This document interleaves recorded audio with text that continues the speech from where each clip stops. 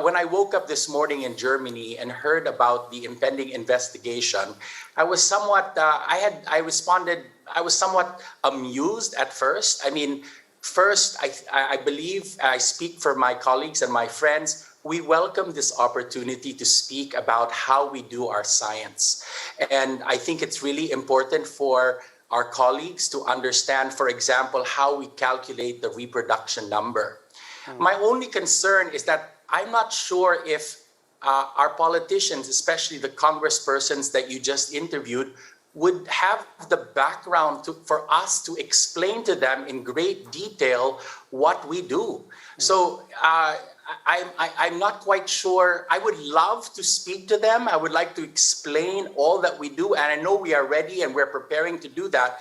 But one of the challenges is that how do we explain to a congressperson, a congressman or congresswoman, the absolute details of a very scientific study when he or she does not have the appropriate background? So what it will eventually mean is we're going to end up talking to scientists who advise Congress. And so you are now falling back on the scientific peer review process itself.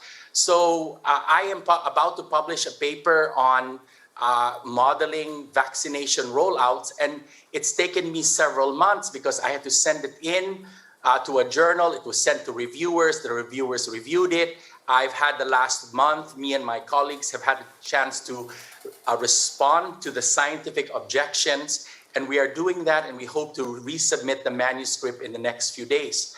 I am trying to imagine how this kind of scientific peer review process will work out in the context of a congressional investigation.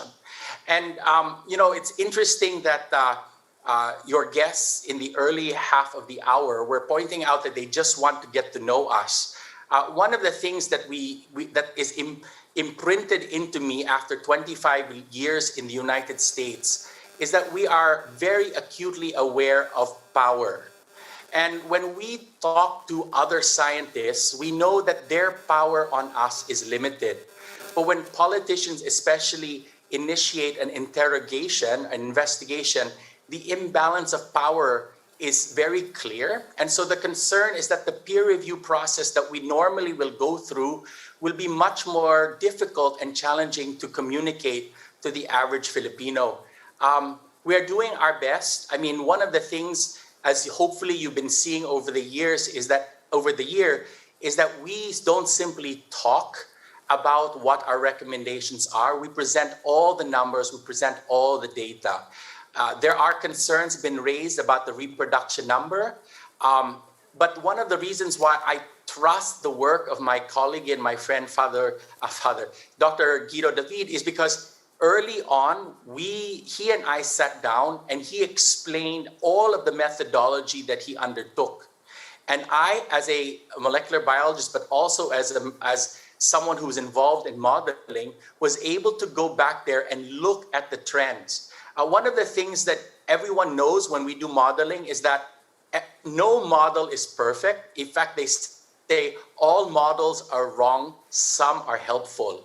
And one of the things that hopefully you have seen, and something that you emphasized to your earlier guests, is that our models are good enough to forecast what will happen in the Philippines in the short run. And when people ask me why do people listen to OCTA? I'm talking about not just my relatives. I have strangers. One of the things that the strangers tell me is that we have come to understand that your forecasts actually are able to see what will happen.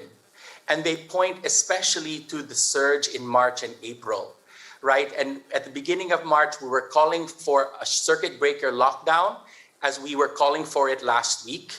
And in that sort of circumstances, the government chose not to do so. And we know what happened. Now, one of the things that people have asked us is, why didn't the DOH data analytics team make the same projections that they're making this week?